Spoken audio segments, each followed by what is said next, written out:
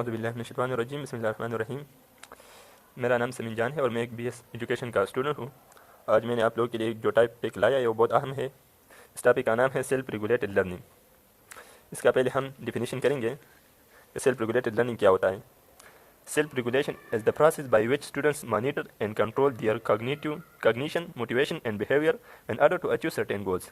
Self regulation एक ऐसा process है, एक ऐसा अमल है जिसमें एक तालिब इल्म अपनी कॉग्निशन, मोटिवेशन और बिहेवियर को मॉनिटर कर रहा है। मॉनिटर करना मतलब निगरानी करना। एक ऐसा प्रोसेस है जिसमें तालिब इल्म अपनी कॉग्निशन का ताल्लुक़ है लर्निंग से, मोटिवेशन और बिहेवियर, इन तीन चीज़ों को कॉग्निशन, मोटिवेशन, बिहेवियर को मॉनिटर करना एक ऐसा प्रोसेस है, एक ऐसा अमल है जिसमें एक तालिब इल्म अपना कॉग्निशन, मोटिवेशन और बिहेवियर को मॉनिटर कर रहा है। किस लिए? टू अचीव सर्टेन गोल्स, ख़ास मकासद और गोल्स को हासिल करने के लिए। तो ये रहा डिफिनीशन सेल्फ रेगुलेटेड लर्निंग का। अब आता है there are several theories and models for self-regulated learning, but the most common is Berige Zimmerman model. बहुत से थ्योरीज है, बहुत से मॉडल पेश किए जा चुके हैं सेल्फ रेगुलेटेड लर्निंग के मुताबिक, बट लेकिन जो मोस्ट कॉमन है वो बेरिज जिमरमैन का मॉडल है जो बहुत अहम है। This model was presented by Barry Zimmerman in 2006। ये मॉडल बेरिज जिमरमैन ने 2006 में पेश किया था। अब आते हैं इस मॉडल की तरफ।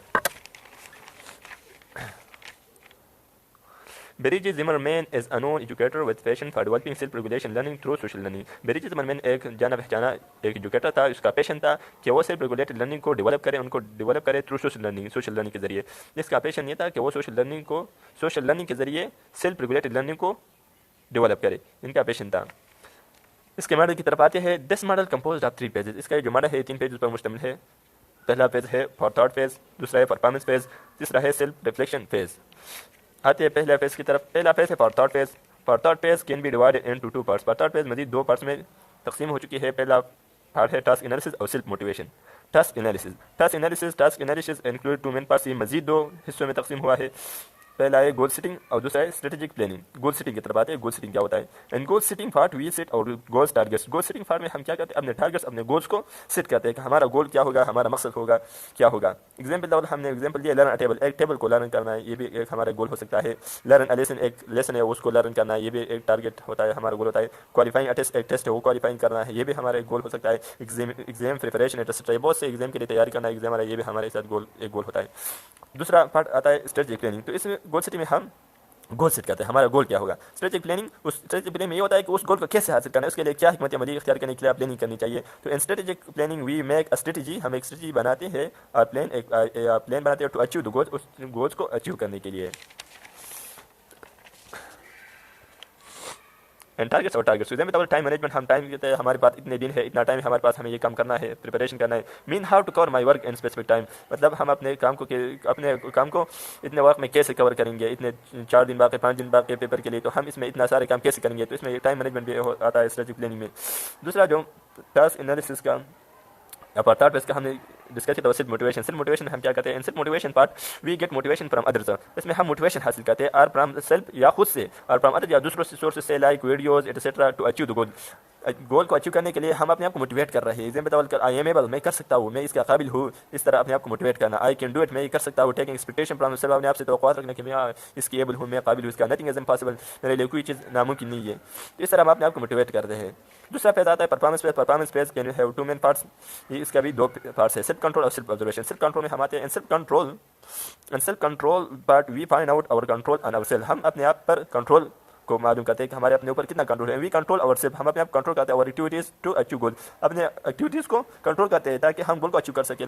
मिसाल के तौर पर टाइम मैनेजमेंट होता है, हम एग्जाम दे रहे हैं तो हमारे पास इतना टाइम है, इतने क्वेश्चन है, तो हम इतने टाइम में इतने क्वेश्चन को कैसे कवर करना है। इमेजिनेशन डेवलप करना है कि हाँ ये टीचर ने पढ़ाया था, ये मुझे याद है, उसको रिकॉल करना। तो इमेजिनेशन या अपने ख्यालात और अपने नॉलेज को प्रेजेंट करना, ये सब हमारे कंट्रोल में आता है। या हमारे पास इमेजिनेशन डेवलपमेंट है कि नहीं, हाउ टू सॉल्व क्वेश्चन को कैसे सॉल्व करना है, क्वेश्चन आए पेपर में इसको कैसे सॉल्व करना है। तो ये हमारा ये कंट्रोल है कि नहीं। सेल्फ इंस्ट्रक्शन, अपने आप को इंस्ट्रक्शन देना, तो ये होता है सेल्फ कंट्रोल कि अपने आप पर कंट्रोल कितना है।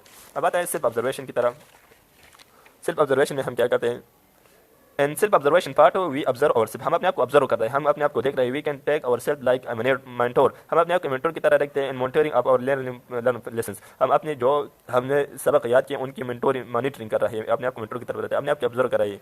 मतलब can you get the teacher knowledge, हम ये कहते हैं कि टीचर ने जो नॉलेज हमें पढ़ाया क्या उस आपने हासिल किया है कि नहीं, सही तरीके से हासिल किया है कि नहीं हासिल किया है, इस सेल्फ ऑब्जर्वेशन में आता है। Can you understand the question, आपने जो पेपर में मिसाल के क्वेश्चन आए आपको अंडरस्टैंड हुआ है, आपका अंडरस्टैंड इस पर मुकम्मल हो चुका है कि नहीं, सेल्फ ऑब्जर्वेशन अपने आपको ऑब्जर्व करना। आर यू एबल, आप ये काबिल है, आप ये दे सकते हैं पेपर या आप ये काम कर सकते हैं। तो सेल्फ ऑब्जर्वेशन अपने आप को देखना, अपने आप को देखना, अपने परफॉर्मेंस को देखना, तो ये होता है सेल्फ ऑब्जर्वेशन। तीसरा पेज है self reflection page. Self reflection page at has two main parts, इसके दो अहम हिस्से हैं। पहला होता है सेल्फ जजमेंट और सेल्फ रिएक्शन। सेल्फ जजमेंट क्या होता है? It is also called self evaluation page, it is इसको सेल्फ इवैल्यूएशन पेज भी कहा जाता है। In self judgement phase we जज और योरसेल्फ ऑन इवैल्यूएट योरसेल्फ, हम अपने आप को जज करते हैं। Either I am on the right path or wrong path, क्या मैं ठीक तरह काम कर रहा हूँ कि ठीक तरह नहीं कर रहा हूँ, हमारे अंदर क्या कमी है या हमारे कमी को पॉइंट करना आउट करना है। वी जज योरसेल्फ फ्रॉम आवर परफॉर्मेंस, हम अपने आप को जज कर रहे हैं अपने परफॉर्मेंस से। Means that I am learn और नॉट, अपने आप को जज करते हैं क्या मैंने याद किया कि याद नहीं किया, क्या मैं इसका एबल हूँ कि नहीं एबल हूँ। सेल्फ जजमेंट होता है। सेल्फ रिएक्शन, इसका दूसरा हिस्सा होता है सेल्फ रिफ्लेक्शन पे इसका सेल्फ रिएक्शन। सेल्फ रिएक्शन और अप टू टाइप्स, इसके डॉक्स में एडेप्टिव और डिफेंसिव। एडेप्टिव क्या होता है? Adaptive, if you achieve the goal you will be satisfied, जब आप गोल को अचीव करें तो आप सेटिस्फाइड होगा, you are be satisfied. And as card adaptive reaction, और इसको कहते हैं एडेप्टिव, आप खुश होगा आपने काम कर दिया है। ये होता है defensive, if you not achieve your goal, जब आपने अपने गोल को अचीव नहीं किया यू विल बिकम डिफेंसिव, आप डिफेंसिव बन जाएंगे। You will find the fault that we are the fault, आप फॉल्ट मालूम करेंगे कि क्या कमी थी जो मैंने गोल अचीव नहीं किया, एंड रिमोट, और आप वो कमी को दूर करेंगे। दिस रिएक्शन इसका डिफेंसिव रिएक्शन, इसको कहते हैं डिफेंसिव रिएक्शन। तो आप छोटा सा खाका पिछले मैंने आपके लिए रिसेप्ट लर्निंग होता है, इनके 3 पेज होता है। Forethought phase, performance phase और self reaction phase. Forethought phase मजीद 2 हिस्सों में तकसीम हुआ है, टास्क एनालिसिस और सेल्फ मोटिवेशन। टास्क एनालिसिस मजीद 2 में तकसीम हो चुका है, गोल सेटिंग है और सेल्फ प्लानिंग है। परफॉर्मेंस फेज 2 होता है, सेल्फ कंट्रोल होता है और सेल्फ ऑब्जर्वेशन होता है। तीसरा नंबर है self reaction phase. Self reaction phase में हम सेल्फ जजमेंट होता है और सेल्फ रिएक्शन होता है, ये 2 हिस्से होते हैं। और फिर मजीद सेल्फ रिएक्शन पार्ट जो है वो 2 हिस्सों में तकसीम होता है, एडेप्टिव है और डिफेंसिव है। मैं उम्मीद है आपको वीडियो अच्छी लगी और आपको समझ में आएगा सेल्फ रेगुलेटेड लर्निंग।